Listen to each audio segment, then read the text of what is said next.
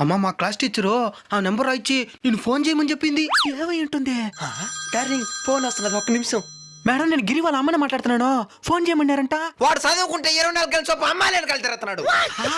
పిల్లల కంటే సరిపోదు, వాళ్ళకి సంస్కారం నేర్పాలా. మాకు మా స్కూల్ కంటూ ఒక పరువు ప్రతిష్ఠ ఉన్నది, దాన్ని చెడగొట్టబాకండి. సరే మేడం. చదువుకోరని స్కూల్కి పంపిస్తే అమ్మాయి చెప్పండి, అమ్మాయిలు చెప్పండి. మీ నాయన రాని నీకు వార్తలు పెట్టమని చెప్తా.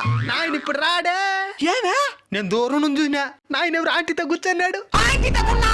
ఎక్కడా చూపిస్తాను పద. పద నా బట్ట. అద్దుమా. లవ్ యూ బంగారం.